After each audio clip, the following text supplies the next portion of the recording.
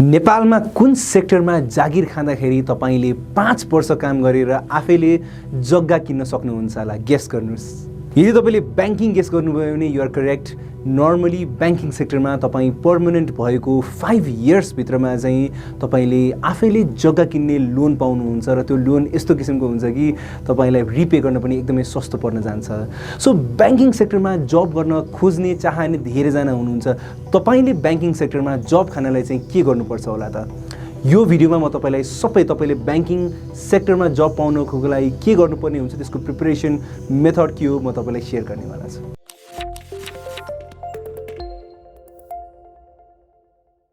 नेपालको बैंकिङ सेक्टरमा 50,000 जना भन्दा बढी इम्प्लोइजहरु छन् र सबैजनाले चाहिँ विभिन्न किसिमको एरियाजमा बैंकमा काम गरिरहेका हुन्छन्।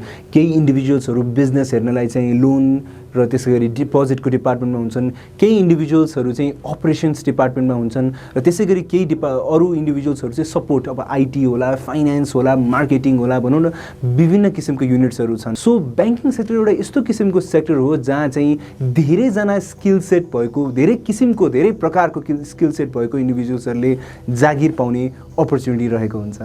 बैंकिङ सेक्टरमा जब पाउनलाई तपाईले के पढेको हुनुपर्छ? नर्मली बिजनेस पढेको इन्डिभिजुअल्सहरुलाई चाहिँ बैंकिङ सेक्टरमा लिने गरिन्छ। यसको पछाडीको रिजन के हो भन्दाखेरि चाहिँ बिजनेस यानी कि एमबीएस, बीबीएस, बीबीए, एमबीए यो किसिमको तपाईले चाहिँ फिल्डमा तपाईले चाहिँ ब्याचलर्स अथवा मास्टर्स गर्नुभएको छ भने चाहिँ तपाईको बिजनेसमा नलेज हुन्छ र बैंकिङ भनेको त नर्मली यही कमर्स अनि यही बिजनेसकै कुरा त गर्ने हो नि हैन। तपाईले जे ट्रान्ज्याक्सन्सहरुमा गर्नुहुन्छ अथवा तपाई बैंकमा ग्रो गर्दै जाँदाखेरि तपाईको त्यो नलेज नै इम्पोर्टेन्ट हुन्छ।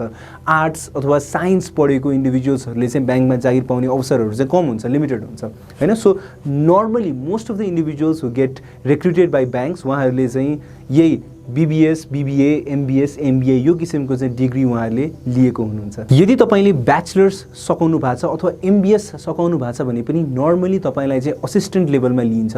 बैंक अनुसारको नियम हुन्छ तर नर्मली असिस्टेन्ट लेभल। सो बैंकमा के हुन्छ भन्दाखेरि चाहिँ धेरै किसिमको लेभल्सहरु हुन्छ। असिस्टेन्ट लेभल हुन्छ, अफिसर लेभल हुन्छ, म्यानेजर लेभल हुन्छ अनि त्यसपछि जनरल म्यानेजरको लेभल हुन्छ। सो असिस्टेन्ट भनेको चाहिँ एन्ट्री लेभल हुन्छ तपाईले ब्याचलर्स अथवा युजुअली एमबीएस गर्नु भएको छ भने। र यो यसमा पनि ट्रेनी असिस्टेन्ट भनेर पनि लिने चलन हुन्छ। भन्नुको अर्थ तपाईलाई सिधै पर्मनेन्ट जागिर नदिएर तपाईले चाहिँ कसरी परफर्म गर्नुहुन्छ तपाईलाई एक किसिमको कन्ट्र्याक्चुअल किसिमले चाहिँ लिएको हुन्छ। तपाईको ट्रेनिङ पिरियड सकिएर तपाईलाई चाहिँ इभ्यालुएसन गरिन्छ र तपाईको इभ्यालुएसनको बेसिसमा चाहिँ तपाईलाई रिक्रुटमेन्ट पर्मनेन्ट रिक्रुटमेन्ट गर्ने कि नगर्ने निर्णय गरिन्छ। तपाईले राम्रोसँग काम गर्नु, आफ्नो 6 महिना, 1 वर्ष, 3 महिना जतिको तपाईको ट्रेनिङ पिरियड हो त्यो पिरियडमा तपाईले राम्रोसँग काम गर्नु भने तपाईले जब पाउने अवसर हुन्छ तपाईको। त्यसैगरी एमबीए गरेको इन्डिभिजुअल्सहरुलाई चाहिँ एउटा स्पेशल एरिया क्रिएट गरेको छ म्यानेजमेन्ट ट्रेनी भन्ने। नर्मली सबै जसो बैंकमा चाहिँ म्यानेजमेन्ट ट्रेनी लिन्छ र नर्मली यसमा त्यस्तो कुनै डेफिनेट रुल त होइन। एमबीए गरेका इन्डिभिजुअल्सहरुलाई चाहिँ म्यानेजमेन्ट ट्रेनीको पोजिसनमा लिने गरिन्छ र म्यानेजमेन्ट ट्रेनी भनेको चाहिँ 9 मन्थ्सको लागि चाहिँ ट्रेनी पिरियड हो। र यसमा पनि के हुन्छ भन्दाखेरि चाहिँ उहाँहरुलाई विभिन्न ठाउँमा डिपार्टमेन्टमा राखिएको हुन्छ र उहाँहरुले म्यानेजमेन्ट ट्रेनीजहरुले चाहिँ 9 मन्थ्समा चाहिँ कसरी परफर्म गर्नुहुन्छ त्यसको बेसिसमा उहाँहरुलाई रिक्रुटमेन्ट लिन्छ र त्यहाँबाट चाहिँ सिधै जुनियर अफिसर लेभलमा युजुअली लिने चलन हुन्छ। अगेन अब कोही मान्छेले अलि धेरै राम्रो परफर्म गर्यो भने त्योभन्दा बेटर पोजिसन पनि दिन सकिन्छ तर के भयो असिस्टेन्ट लेभल भन्दा माथि गयो यसरी तपाईले यदि एमबीए गर्नुभएको छ भने। यो बाहेक अरु केही टेक्निकल फिल्ड्सहरु हुन्छन् जस्तो for example chartered accountants. Experience नभएका चार्टर्ड अकाउन्टेन्ट्सलाई नर्मली अफिसर लेभलमा लिने चलन हुन्छ। अथवा कोही इन्डिभिजुअल्सहरुले आईटी पढ्नु भएको छ भने अब उहाँहरुको एक्सपिरियन्स उहाँहरुको नीड हेरेर कसैलाई असिस्टेन्ट लेभलमा पनि लिन सकिन्छ, कसैलाई अफिसर लेभलमा पनि लिन सकिन्छ। जस्तै मार्केटिङ हुन सक्छ। सो विभिन्न किसिमका टेक्निकल इन्डिभिजुअल्सहरुको पनि बैंकमा चाहिँ स्कोप हुन्छ तर लिमिटेड हुन्छ। फर एक्जाम्पल मार्केटिङ हेर्नलाई 1 जना, 2 जना, 3 जना, 4 जना, 5 जना बैंकको साइज हेरेर धेरै जना मान्छे चाहिदैन हैन। त्यसैगरी फाइनान्स डिपार्टमेन्टमा काम गर्नलाई चार्टर्ड अकाउन्टेन्ट धेरै जना नचाहिन सक्छ तर त्यही पनि चार्टर्ड अकाउन्टेन्ट्स चाहिँ आजकल बैंकिङ सेक्टरमा चाहिँ धेरै जना हुने गरेको हुन्छन्। नर्मली अब अलिकति हायर लेभलमा तपाईले चाहिँ बैंकमा जोइन गर्न चाहनुहुन्छ भने एमबीए गर्नु चाहिँ तपाईको लागि एकदमै गुड अप्सन देखिन्छ यहाँनेरि चाहिँ। त्यसैगरी तपाईले अब अझै एडभान्स डिग्री यानी कि चार्टर्ड अकाउन्टेन्सी जस्तो किसिमको डिग्री छ भने पनि तपाईको लागि यस्तो किसिमको चाहिँ अफिसर लेभलमा सिधै एन्ट्री पोसिबल छ।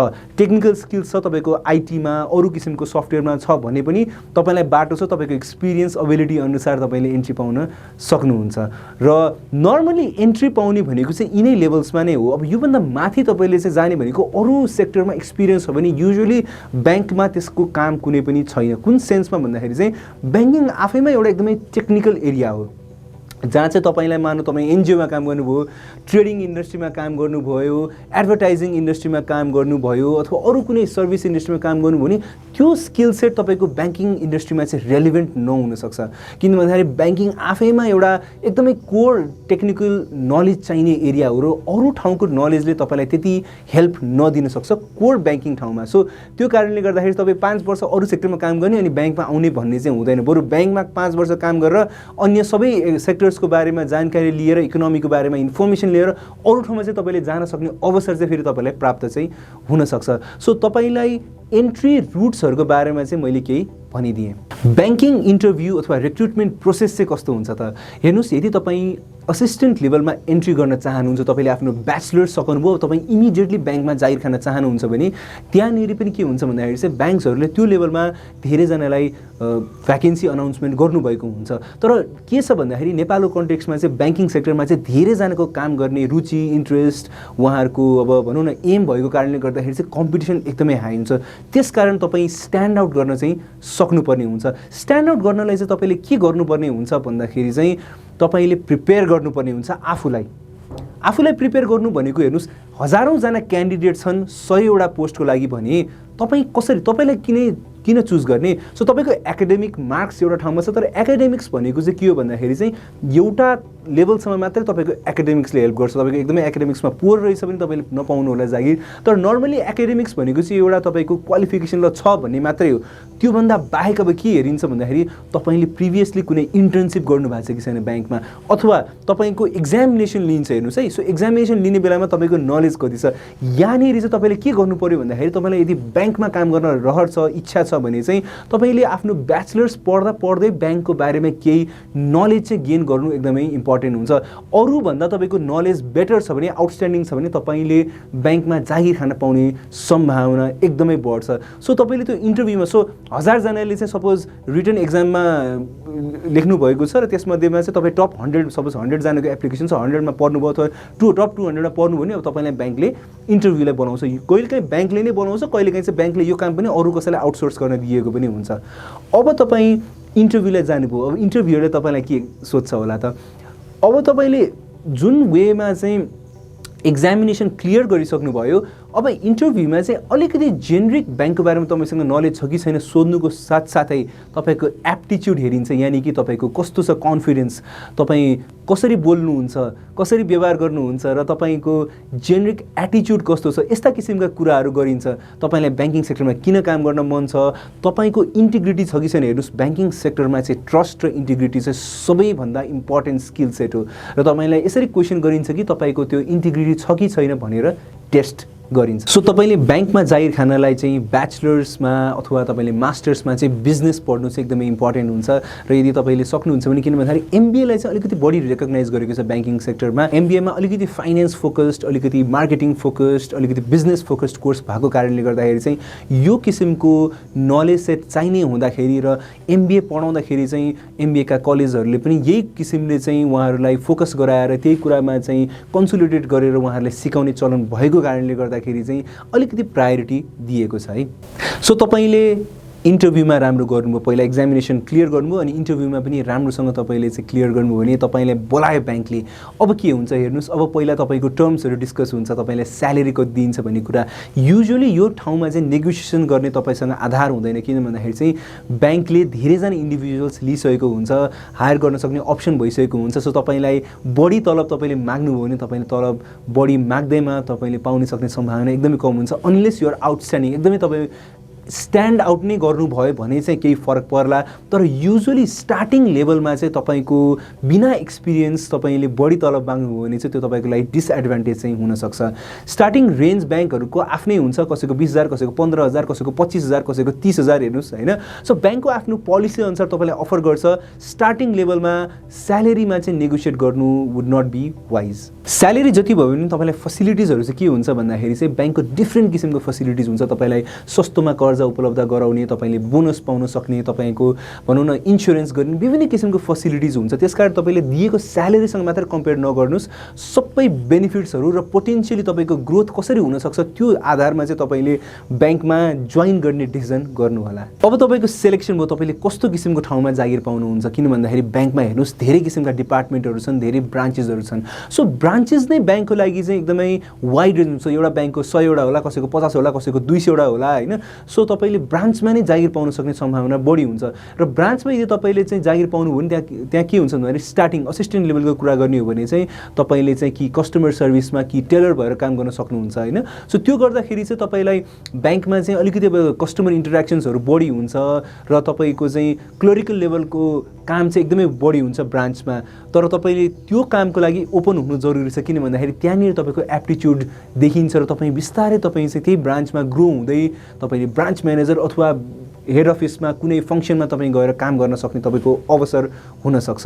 त्यसै गरी तपाईँ स्टार्टिङ लेभल असिस्टेन्ट लेभलमै पनि ब्रान्चमा मात्र नभएर हेड अफिसका पनि विभिन्न फङ्सनहरूमा काम गर्न सक्नुहुन्छ। तपाईँको असिस्टेन्ट एज एन असिस्टेन्ट तपाईँ अपरेसन्समा काम गर्न सक्नुहुन्छ, तपाईँले फाइनेन्समा तपाईँको आफ्नो एरिया हेरेर विभिन्न किसिमको डिपार्टमेन्ट्सहरू हुनसक्छन्, अकाउन्ट्समा काम गर्न सक्नुहुन्छ, त्यसै गरी क्रेडिटमा काम गर्न सक्नुहुन्छ होइन। अपरेसनभित्र पनि धेरै किसिमका युनिट्सहरू हुन्छन्। यो के हो भन्ने डिटेलमा तपाईँलाई अहिले आवश्यक परेन, तर के बुझ्नुहोस् भन्दाखेरि चाहिँ ब्याङ्कमा धेरै किसिमका डिपार्टमेन्ट छन्। तपाईँ एउटा डिपार्टमेन्टमा तपाईँले 10 वर्ष काम गर्नु भएछ भने पनि तपाईँ अर्को डिपार्टमेन्टमा तपाईँ फ्रेसर जस्तो किसिमको हुन सक्नुहुन्छ र तपाईँ फेरि त्यहाँ अर्को डिपार्टमेन्टमा तपाईँको ट्रान्सफर भएछ भने फेरि तपाईँले सिक्नुपर्ने हुन्छ। सो ब्याङ्किङ भनेको एकदमै टेक्निकल एरिया हो र यसमा वाइड अप्सन्स छन् र तपाईँ जति आफ्नो एरियामा स्पेसलाइज्ड हुनुभयो त्यति तपाईँको लागि त्यो स्किल सेट हुन्छ। हाम्रो ब्याङ्किङ इन्डस्ट्रीमा स्टार्टिङ लेभलमा चाहिँ धेरै सप्लाई छ होइन, डिमान्डभन्दा सप्लाई धेरै छ। तर तपाईँ जति ग्रो गर्दै जानुभयो नि त्यहाँनिर चाहिँ तपाईँको डिमान्ड अनुसार सप्लाई कम छ र अब अझै ब्याङ्कहरू स्ट्रङ्गर हुँदै जाँदा, ब्याङ्कहरू ठुलो हुँदै जाँदाखेरि क्वालिफाइड जनशक्ति, क्वालिफाइड ह्युमन रिसोर्स ब्याङ्कहरूलाई त्यति नै आवश्यकता छ।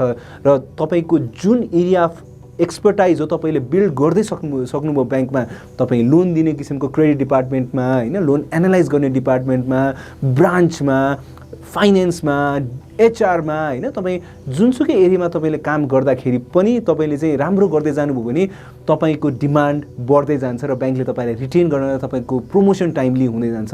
र प्रमोसन हुँदै जाँदाखेरि चाहिँ के हुन्छ भन्दाखेरि ब्याङ्कमा विभिन्न किसिमका लेभल्सहरू हुन्छन्, assistant level, officer level, manager level र जेनरल म्यानेजर लेभल।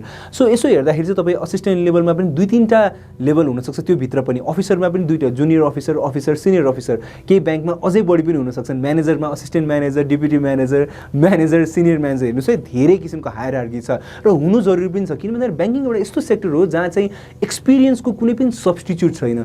जस्तो किसिमको सिचुएसन आए पनि ह्यान्डल गर्न सक्ने मान्छे नै बिस्तारै प्रमोट हुँदै जाने हो। सो तपाईँ ब्याङ्किङमा जानुभयो भने चाहिँ तपाईँले ब्याङ्किङमा त्यसरी जेनरल म्यानेजर लेभल हुँदै सिओमा जान सक्ने मेरो अबिलिटी छ, मेरो एस्पिरेसन छ भनेर ताकेर जानु होला। सो होपफुली मैले तपाईँलाई ब्याङ्किङ सेक्टरको बारेमा केही इन्फर्मेसन दिएँ र यसको आधारमा तपाईँले पनि डिसिसन लिन सक्नुहुन्छ। के गर्नुहोस् भन्दाखेरि चाहिँ ब्याङ्किङको बारेमा नेपाल राष्ट्र ब्याङ्कमा केही रिसोर्सेसहरू छन् होइन, डिरेक्टिभ्सहरू छन्, पढ्न सजिलो चाहिँ छैन, गाह्रो छ, तर त्यही पनि अलिकति हेर्नुहोस् र ब्याङ्क रिलेटेड केही कोर्सहरू पाउन सक्नुहुन्छ, केही किताब पाउन सक्नुहुन्छ, जे पाए पनि हेर्नुहोस्। यहाँनिर एउटा यस्तो सेक्टर हो जहाँ चाहिँ नलेजको कुनै पनि सब्स्टिट्युट छैन। तपाईँको अरू स्किल सेट त आवश्यक छ नै होइन, तपाईँको चाहिँ लिडरसिप स्किल्स, कम्युनिकेसन स्किल्स त एउटा पोइन्टमा एकदमै जरुरी नै हुन्छ, तर तपाईँको core banking skills, technical skills त्यो चाहिँ अवश्य चाहिन्छ। त्यसकारण तपाईँले जस्तोसुकै रिसोर्स हुन्छ, नेपालको होस्, इन्डियाको होस्, इन्टरनेसनल होस्, आफ्नो नलेजलाई चाहिँ ब्रोडन गर्नुहोस् र त्यसको बेसिसमा त्यसैलाई टेकेर तपाईँले चाहिँ इन्टरभ्यू फेस गर्नुहोस्। र आइएम स्योर तपाईँ ब्याचलर्स पढेर होस्, मास्टर्स पढेर होस्, जसरी होस् तपाईँ ब्याङ्कमा काम गर्ने एस्पिरेन्ट हुनुहुन्छ, ब्याङ्कमा तपाईँले चाहिँ काम गर्ने तपाईँको इच्छा छ, धोको छ भने तपाईँले मेहनत गर्नुहुन्छ र ब्याङ्कमा अवश्य तपाईँले जागिर पाएर आफ्नो लाइफ चाहिँ सेक्योर गर्न सक्नुहुन्छ। Congratulations in advance.